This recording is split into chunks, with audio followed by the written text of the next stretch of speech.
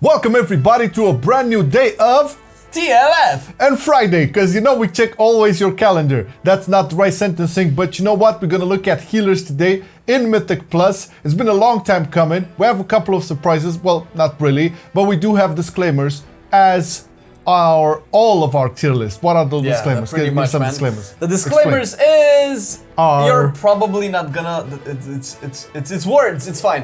You're not gonna like it, but it's fine because we are going to be kind of basing it a little bit on logs because we will be looking at the overall popularity. Because once we go into the performance bit, it becomes a little bit more muddy. Yeah. So that doesn't mean that your basically healer spec is not gonna be good because realistically, the top from the bottom are about 2 keys apart, and that's 26 and 24, which is almost nothing, man. Hey, if you want to do a 26 and you're playing the wrong spec, then yeah, you can trash our tier list. But chances are, yeah, if you're doing 15s, you'll be just fine. Perfect. Okay, now before we go, we do have to make an announcement here. You do know we have another channel that is like gaming oriented, general gaming. It's called Game Based, and we have a lot of like other games covered there. You know, reviews, first impressions, gameplays with the gang and stuff. So hey, if you want some more content and different content from Marcelian&Online, then go over there. You know, after you watch the video. Go check it out. Yeah, after this one. After you watch this one. Okay, let's start it off with Discipline Priest.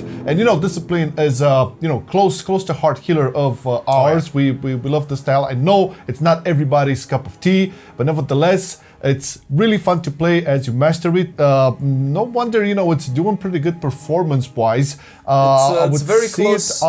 Quite on top, I would It's very close to Holy Paladin. I think it's just like there's about 10 times more Holy Paladins in the top healers in the world than Discipline Priests. But sprinkled in between in terms of performance, there are Discipline Priests. But just because there's that little difference, we're gonna put Discipline all the way up into A tier. No Obviously, surprise. we already know what some of the main reasons why Discipline is good. Obviously, you have damage reduction, cooldowns and abilities and absorption, which are really good. And of course, Discipline Priest has to do damage as well. So you're kind of always guaranteed that the damage that you do is part of your rotation, which is probably why some of the top healers here have damage placed into their rotation. But yeah, Discipline is Gucci. Gucci. I mean, I know not a lot of people enjoy, you know, ranking healers because of their damage. It's not really something we like advocate for, but it's how the game works now. You need healers that do damage when we're looking at these super high keys, right? So this is just a general idea to see like how the top ones perform, and yes, they are required to do some damage. Yes, damage is important. We're not necessarily looking only at damage, but if you will look at the top performers of each spec, you will see that they're kind of optimizing on damage dealing. Yeah, that's the truth. Okay, now let's move along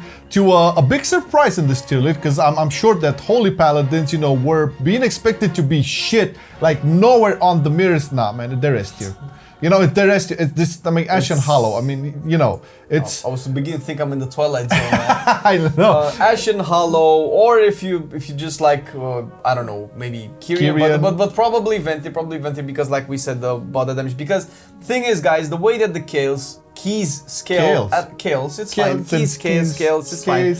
All the way up until like 26, which I think is the highest key still cleared, or at least properly documented up to this day. You get to have enough healing to keep people up, and if people die within one global, then no amount of healing that you have will be able to save them if they die before you finish actually pressing the button. Yeah. So besides that, what you really want to optimize for is damage, so that's probably why the top Holy Paladins are playing Venti, because they don't really need anymore. But that's like top Ashen, the top, the creme de la creme, the bee's knees, all of that good stuff. It's worth saying that I think Holy Paladin is the most healer played for obvious reasons, and this is another reason why you can see it in S tier. Now, in terms of like differences, yeah, sure, we can talk about big damage, but the overall performance, healing plus damage plus utility is not that different. So if you know dealing damage is not your cup of tea, there's other healers that will cover on here that, you know, will do damage but will also maintain pretty fine with healing. And I mean, you can still play Holy Paladin as a Kyrian. It's not a big deal, and that's actually probably more healing than Venti. Definitely more healing than Venti, but that's what I mean. They don't need that much healing, at least the best players in the world. Yeah, because you can also talk about personal defensives and good coordination. Again, looking at the top highest, keys done, people are super coordinated and, they chat, they communicate. Yeah, you don't pug. It's a weird to see, but ready to see. Okay, now let's move along to the Holy Priest. And holy shit, this is a surprise. Context. You want context for my surprisingness? There you go. It's B tier. It's actually performing really well. I think Holy Priest just pumps. Yeah, it's huge throughput. It's great damage as well. I remember when we were talking about Holy Priests in Season 1 in Mythic Plus, there wasn't as much of a prevalency from them. But needless to say, I think a lot of things changed. And, as we move forward towards the season and people get more gear and everything scales up differently, it's kind of like the same story with tanks and DPS and to some extent.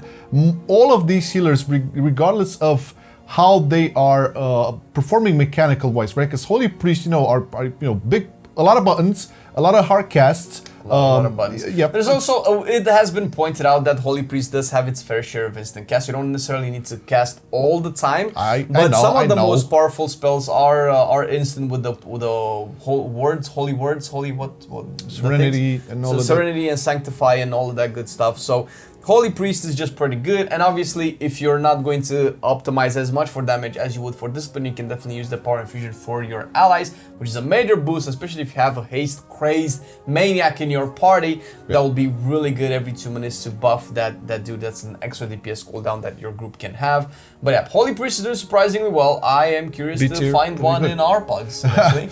Well, we do raid with a Holy Priest, or 2 of them, I think, in our guild, and I've seen them do some keys, some 15 plus, which I would guess with the majority of you do, and there's like no problem whatsoever. Timing it every time, doing some damage, doing some heal, instant heals, long cast, whatever, it works. Okay, now let's check out the Mistweaver Monk, which looking at the numbers and the popularity and the quote-unquote, I am quoting hardest performance, you would see Mistweavers at the bottom of this list, right? Yeah, so that's the thing, guys. But the difference is so tight. That's what I mean. The top Mistweavers cleared up 24s almost across the board. I think the top Mistweaver Riona, at least logged, at least on Radar.io. Obviously, there are people who don't log all of their stuff. But the 24 is almost full on 24s. I think he has like 1 or 2 that's not 24. So 24 is pretty goddamn high. Right.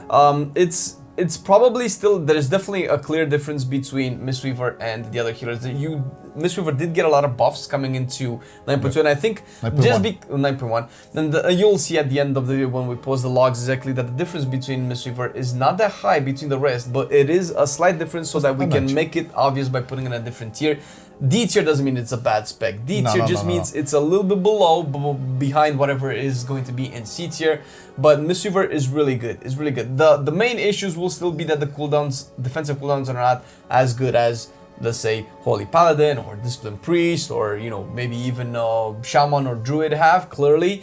But it does a lot of healing, especially with the renewal buffs and with slight buffs to the damage of your rotation, which obviously translated into healing buffs as well if you're playing the ancient teachings of the monastery. Yeah, it's decent damage as well. And to you out there who's going to look at this tier list and are making a plus 15 group and a Mistweaver applies, do note that this Mistweaver Riona did almost all his keys on 24. Okay, so don't give me no shit on 15s. It's D tier, I know, just compared to the rest of them. It's not like, our personal biased opinion. It's just exactly how the numbers are looking at. But the differences in numbers are quite small. They might as well be S and A tier, realistically. If we're gonna satisfy everybody, hey man, why don't you put into D everybody tier? They can all probably just be put into S and A tier right now. For sure, like in terms of like performance and how they can deliver all of the nits and bits and pieces from a Mythic Plus dungeon, all of them are S and A tier. Okay, now we're just ranking them based on the super incremental differences. All right, Resto Druid. Now Resto Druid is a tad better than Mistweaver in terms of like the super high keys. I mean, it's still consistently like overall in char lengths it has dropped a fair bit. We saw it rise every now and again a little bit, but it was never really top or never really bottom, if I recall. Not really. No. It definitely fell off a little bit in terms of playstyle, because obviously when we're looking at the top performers and you want to optimize a group for clearing 25, 26, and so on, and you need the Druid utility, you're most likely going to have it into a balanced Druid or a Bear right now, rather than a Resto Druid. So you don't necessarily need the Resto Druid kit, and the way the Resto Druid heals is really nice and was the best in BFA when you could also pair it up with really good damage output, because you just had passive HOTS healing, which is still really good. It still does really well. It's just a smidge below the rest. Yeah. I mean, convoking, when Munkin form is really nice. Can still add to that damage. It's versatile in that way. In these high keys, it will prioritize some damage overall. But again, going back to you who are doing 15s to 16s to 17s, you don't have to help with the damage if your group can handle it. You can use that convoke for healing. It's fine. Okay, but I would just add a personal note. Resto Druid is super fun to play. It's really different. It requires a lot of setup, but it's so nice to just make sure everybody's like hotted up all over the place, and you can do a thing. You can dance, you can do damage, you can go and stealth. I don't know, maybe you can flap in Bunkin for is that a thing on Resto Druid? Because it's a little ability. You float. And I know it's on Bunkin, but I don't know it's on Resto. Anyways, another Resto brother of ours, the Shaman. I think it's pretty high up there. It's actually really close to Discipline Priest, and I think it's played even more than Discipline Priest, like sprinkled in the top 20. If you look at the ranking right now from the radar.io, you can see a lot of Paladins and a bunch of Resto Shamans with maybe a couple of Priests. Just sprinkled. Just in there.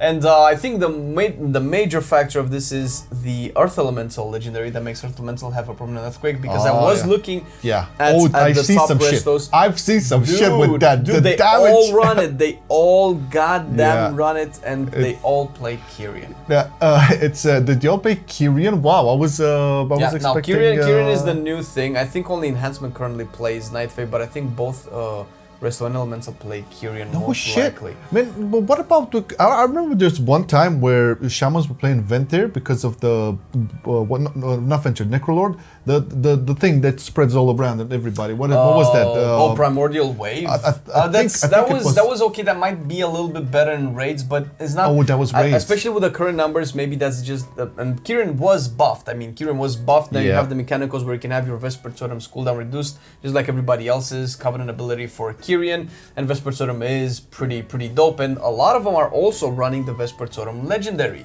So Kyrian is looking on the rise if you're going to be an optimal Resto Shaman. Most likely you're going to be doing fine. I did a 15 with my half a Soulbind Necrolord Resto Shaman, and the numbers are pretty good, so I can see how Resto Shaman is way up there. If I could do that, you could do that. Everybody can do it. Now, just to look at the big picture again, right? You can see like almost every healer been in a spot here, and I do want to stress this again. This is a direct image from the highest keys made out there based on popularity and performance, healing, defensive cooldowns, and damage.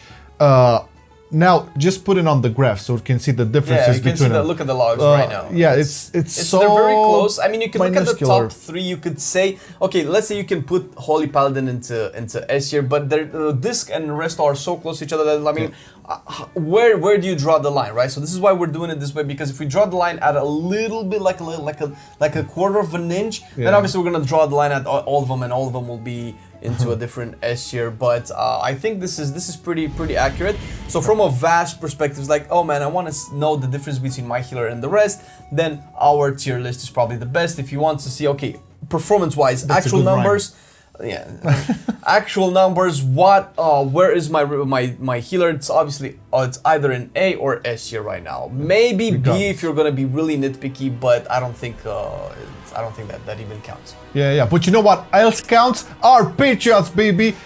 Supporting all of the content that is being currently made here, but also some new stuff coming along the way. The guides, the podcasts, the on cooldown weekly WoW news show, the TLF Fridays, everything on that. that, you know, but and the streams on twitch.tv/MarcelianOnline. So there's a lot of content coming, you know. It's, we all know it's rough times now, you know, so a lot of people are bored with the game, a lot of people are upset with the company, you know, understandably so. We just want to, you know, keep the flag going, you know, make content that, you know, we enjoy doing, and thank you guys for and gals for supporting month by month. Now, if you ever wanted to join the team, you know, yeah, check it in the description, you know, check the perks. There's some, you know, neat things you can get as a Patreon and have access to, you know, bloopers, you know, Patreon monthly chats and stuff like that. We just had one. We just had one, yes.